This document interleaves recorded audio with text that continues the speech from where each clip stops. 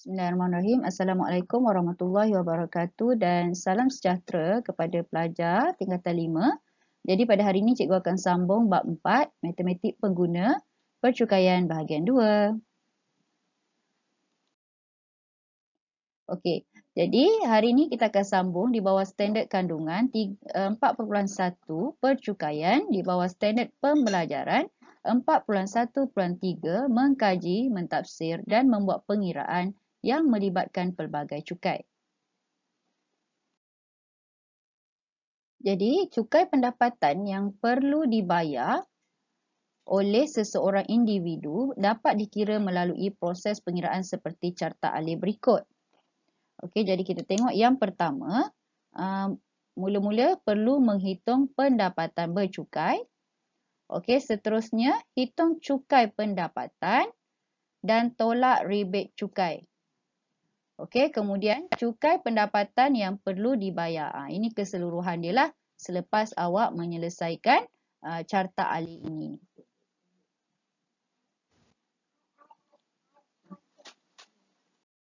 So, pelajar boleh merujuk muka surat 104. Apa itu pendapatan bercukai? Pendapatan bercukai merupakan cukai pendapatan individu yang perlu dibayar dikira berdasarkan pendapatan bercukai. Pendapatan bercukai boleh diperoleh dengan menggunakan persamaan seperti di bawah.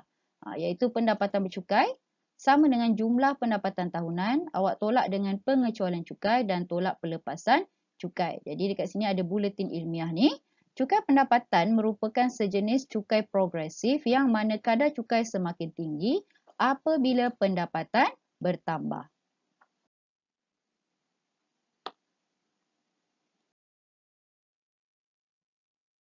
Okey, jadi jumlah pendapatan tahunan termasuk segala bentuk upah, gaji, bonus, dividen, faedah, sewa, royalti, premium dan sebagainya. Namun tidak semua pendapatan yang diterima daripada majikan perlu dikenakan cukai.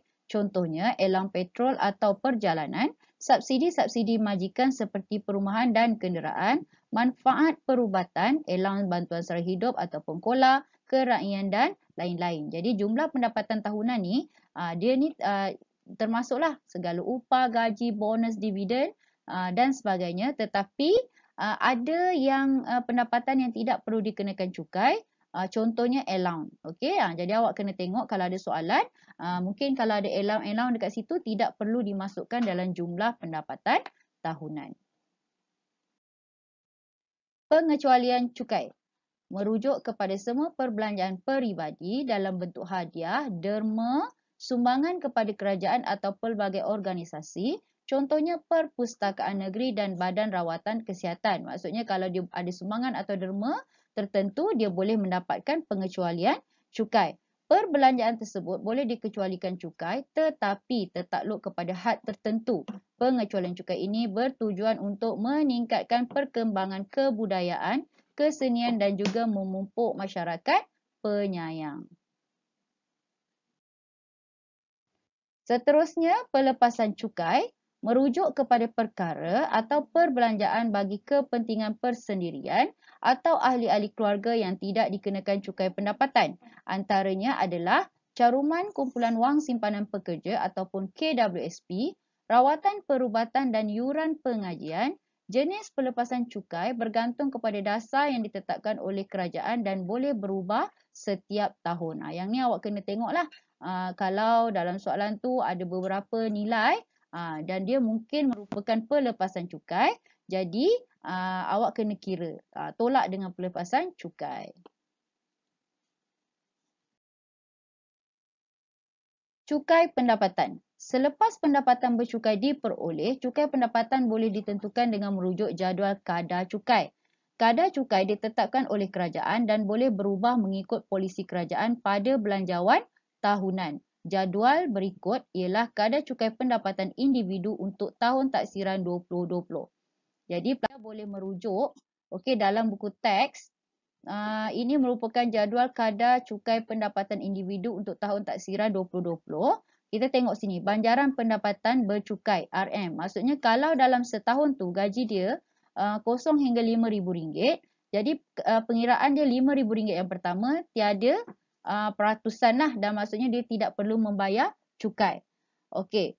Sekiranya gajinya RM5,000 hingga RM20,000 setahun. RM5,000 yang pertama pun tak perlu bayar cukai, tetapi RM15,000 berikutnya ada kadar 1% dan cukainya adalah RM150. Dan kita tengok seterusnya lah. Maksudnya lagi besar dia punya gaji ataupun pendapatan tahunan, maka lagi besarlah peratusan yang dia perlu kena bayar dan cukainya berapa. Okey, rebate cukai. Yang ni tolong ingat, faham dan jelas. Rebate cukai. Rebate cukai diberikan untuk mengurangkan cukai yang perlu dibayar. Terdapat dua jenis rebate. Ada dua jenis rebate, iaitu rebate cukai sebanyak RM400 akan diberikan kepada pembayar cukai sekiranya pendapatan bercukainya tidak melebihi RM35,000 tertakluk kepada perubahan masa. Okey, ni RM35,000 setahun lah. Jadi kalau dia punya pendapatan tu kurang daripada RM35,000 setahun, maka dia layak untuk mendapat rebate cukai sebanyak RM400.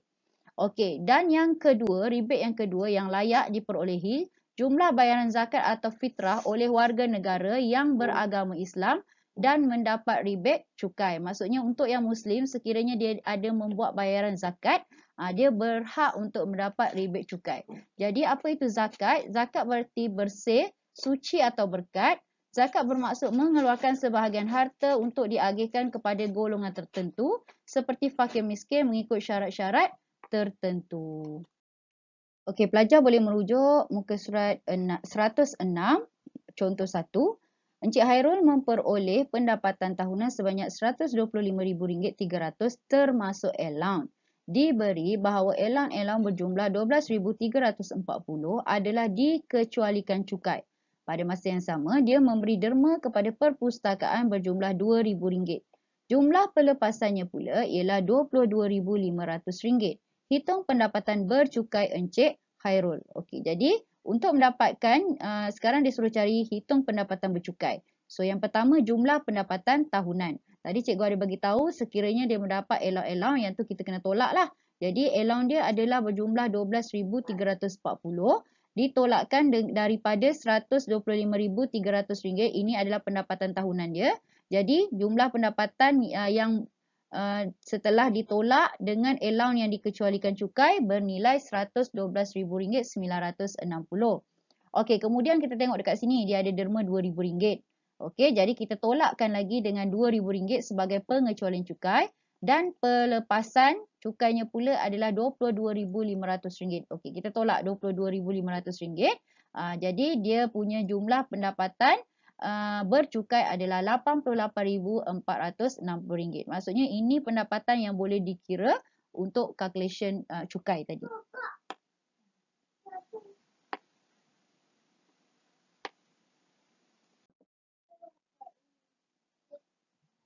Okey. Masih lagi muka surat 106, pelajar tengok contoh 2. Ashraf mempunyai pendapatan bercukai sebanyak RM47,531 pada tahun 2020. Dia telah membayar zakat berjumlah RM280 pada tahun tersebut. Hitung cukai pendapatan yang perlu dibayar oleh Ashraf bagi tahun tersebut. Jadi pendapatan bercukai Ashraf tadi adalah RM47,531.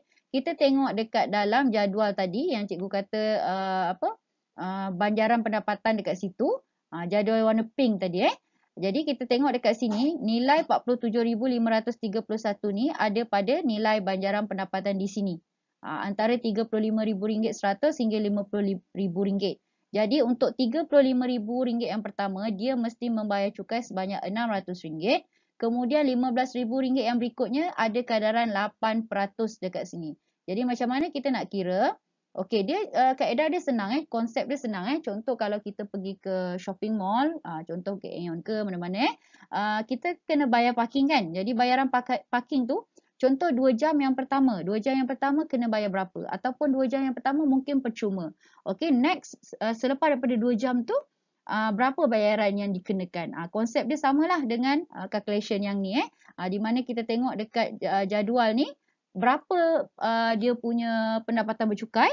Jadi kita cari je nilai dekat laju tu. Okey? Sorry, dekat baris baris tersebut. Jadi untuk cukai bagi RM35,000 yang pertama adalah RM600. Cukai atas baki berikutnya, maksudnya RM47,531, awak tolak dengan RM35,000, darab dengan 8%. Sebab sekat sini nilai dia 8%, jadi nilainya adalah RM1,002.48. Jadi rebate yang layak iaitu tadi dia dah bayar zakat RM280 setahun pada tahun 2020 ni. Jadi dekat sini kita dia layak untuk menolak rebate, di mana cukai pendapatan RM600 ni kita tambah dengan RM1,002.48 dan kita tolak rebate. Rebate di mana tadi cikgu dah explain ada dua jenis rebate. Yang ni untuk Ashraf dia mendapat rebate zakat. Jadi jumlah cukai pendapatan yang perlu dibayar untuk tahun tersebut adalah RM1,322.48. Okey, pelajar boleh rujuk muka surat 107 untuk contoh 3. Encik Chan mempunyai jumlah pendapatan tahunan sebanyak RM52,770 pada tahun 2020. Okey, beliau telah mendermakan RM300 kepada sebuah badan kebajikan yang diluluskan oleh kerajaan. Jadual di bawah menunjukkan pelepasan cukai yang dituntutnya. Okey, di mana untuk tuntutan individu RM9,000, insurans hayat dan KWSP RM5,800, had dia RM7,000, jadi dia boleh tuntut. Insurans perubatan RM1,700 masih boleh tuntut sebab had dia adalah RM3,000. Apa yang dimasukkan had ni, maksudnya insurans perubatan, kalau katakan dia buat tuntutan lebih daripada RM3,000, dia tak boleh claim lah. Dia hanya boleh claim yang RM3,000 ke bawah. Jadi yang ni dia RM1,700, dia masih boleh claim. Okey, dan seterusnya yuran pengajian, dia telah membuat bayaran untuk tahun tersebut RM4,000 dan ini juga layak mendapat pelepasan cukai. Jadi hitung cukai pendapatan yang perlu dibayar oleh Encik Chan bagi tahun tersebut dengan mengambil kira rebate cukai sekiranya layak. Okey, jadi kita tengok pendapatan bercukai dia. Jumlah pendapatan dia tadi RM52,770. Kita tolak dengan RM300 di mana dia tadi dah buat derma. Okey, dia dermakan RM300. Ini sebagai pengecualian cukai. Kemudian pelepasan cukai. Pelepasan cukai ni semualah nilai yang dia telah tunjuk dekat sini. So tolakkan. Yang ni dia tambah semua baru dia tolak. Okey. Kalau awak tolak salah satu ni pun boleh. Jadi nilai dia punya pendapatan bercukai adalah RM31,970. Okey. Jadi pendapatan bercukai Encik Chan ni tadi RM31,970 terletak pada banjaran bercukai seperti di bawah. Dekat sini. Kalau awak tengok yang jadual pink tu yang cikgu tunjukkan, ada dalam, kalau dalam buku teks, ada dalam muka surat 105. Okey, 105. Jadi untuk RM20,000 yang pertama dia wajib membayar RM150 dan RM15,000 yang berikutnya dia kena membayar 3%. 3% tu macam mana nak kira? So cukai RM20,000 yang pertama RM150 ini cukai dasar wajib bayar. Rebate yang layak RM400. Okey, RM400 ni kerana kurang daripada RM35,000. Ingat tak tadi cikgu dah bagi tahu dia ada dua rebate cukai. Maksudnya dia dapat rebate cukai yang pertama di mana pendapatan dia kurang daripada RM35,000. So yang ni kena darab dengan 3%. Jadi darab dengan 3%. So jumlah cukai pendapatan yang perlu dibayar adalah RM150 tambah dengan RM359.10. Yang ni lah awak kena RM31,970 tolak dengan RM20,000. Maksudnya ada nilai RM1,970 darab dengan 3%. So awak akan dapat nilai ni. Kemudian tolak dengan rebate yang layak tadi RM400. Jadi cukai pendapatan yang Encik Chan perlu bayar adalah RM109.10.